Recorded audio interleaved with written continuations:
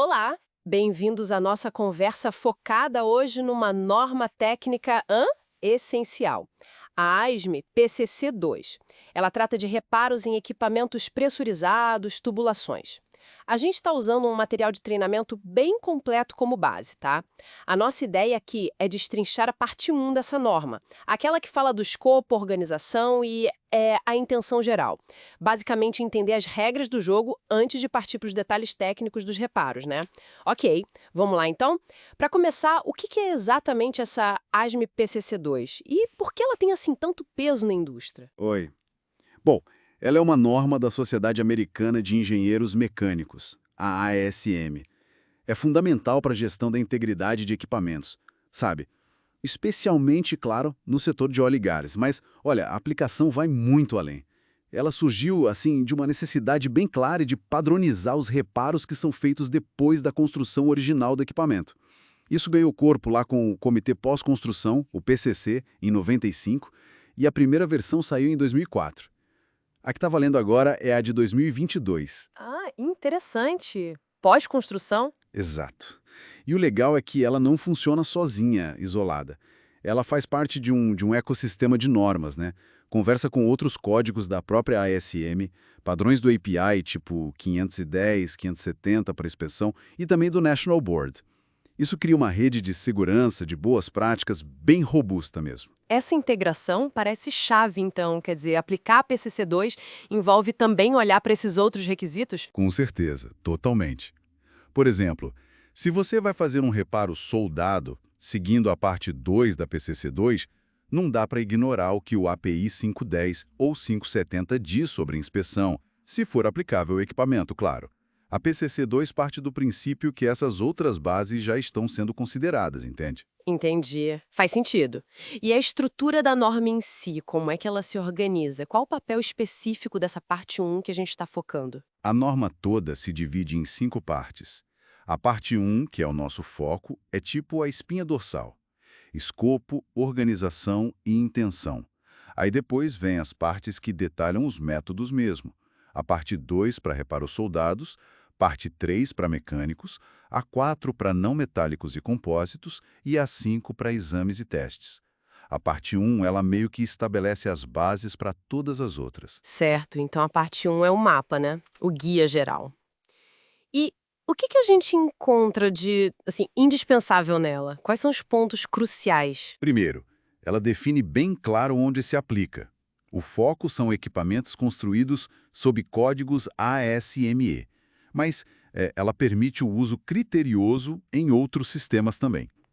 Depois, um ponto super importante, as definições. Ela crava o que significa termos como shall, Ah, o famoso Shell! exato, que indica uma exigência, é obrigatório, o should, que é uma recomendação forte, um deveria, e o may, que é uma permissão, um pode. E essa clareza no Shell Should May, isso tem um impacto prático direto, né? Na hora de aplicar mesmo. Nossa, total. Ignorar um shell pode, tipo, invalidar um reparo inteiro numa auditoria perante um órgão regulador. Por outro lado, um MEI dá aquela flexibilidade para a engenharia buscar soluções adaptadas, sabe? Desde que, claro, bem justificadas tecnicamente. Outro conceito importante ali é a independência dos artigos. Independência dos artigos. O que isso quer dizer na prática? Que eu posso pegar só um tipo de reparo da parte 3 e ignorar a parte 2, por exemplo? Quase isso. Significa que você pode aplicar um método específico, vamos dizer, um reparo mecânico lá da parte 3, sem precisar aplicar um método da parte 2 ou da 4. Mas, atenção, as regras gerais e as definições da parte 1 valem sempre. Não importa qual método das partes 2 a 5 você escolha. Ah, entendi. Então a parte 1 é o guarda-chuva que cobre tudo. Perfeito. Ela garante a consistência. Precisa de um reparo mecânico rápido, porque não dá para soldar? Usa a parte 3, mas tem que seguir os requisitos de documentação, de qualificação, de segurança que estão definidos lá na parte 1. Agora, um ponto que eu achei realmente interessante. A norma define se um reparo é temporário ou permanente. Não? E essa talvez seja uma das filosofias mais marcantes da PCC2. Ela, sim, evita esses rótulos. Ela reconhece que a vida útil do reparo depende de um monte de coisa. do dano inicial, das condições de operação, do projeto do próprio reparo e, fundamentalmente, de análises de risco e de engenharia específicas para cada caso. Poxa, então essa abordagem de não rotular exige uma análise de engenharia muito mais robusta para cada reparo, certo? Não tem como só aplicar uma solução padrão temporária e empurrar a decisão para frente. Exatamente. É isso aí. Exige que a equipe de engenharia avalie qual a longevidade esperada daquele reparo, usando critérios técnicos sólidos que estão descritos dentro de cada artigo específico, lá nas partes 2 a 5. A responsabilidade de definir a vida útil, o monitoramento necessário, tudo isso fica com o usuário da norma, com base da análise técnica. Faz todo sentido. Então, a parte 1 funciona como o grande manual de instruções mesmo, o alicerce conceitual, organizacional, para usar a PCC2 inteira. Exatamente isso. Ela dá o contexto, a estrutura, as definições que são críticas e os princípios gerais que vão reger todos os métodos de reparo. É a porta de entrada obrigatória para usar a norma do jeito certo e, claro, seguro. Então, para a gente amarrar aqui, entender bem a parte 1 não é só burocracia, né? É a chave para conseguir aplicar corretamente qualquer um dos métodos de reparo que vem depois na ASME PCC2. Precisamente.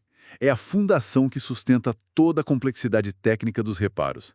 E isso, sabe, deixa a gente com uma reflexão importante. De que forma essa abordagem, que já está na parte 1, essa abordagem estruturada e baseada em risco, como ela influencia as decisões práticas do dia a dia, sobre segurança, custos e até sobre estender a vida útil dos equipamentos industriais. Excelente ponto para a gente pensar, realmente. Bom, esperamos que essa exploração inicial da parte 1 da ASME PCC2 tenha sido útil, ter clareado um pouco as coisas. Com certeza, ainda tem muito pano para manga e a gente continua a aprofundar esse conhecimento nas próximas conversas, olhando os outros artigos da norma. Até a próxima! Até lá, pessoal!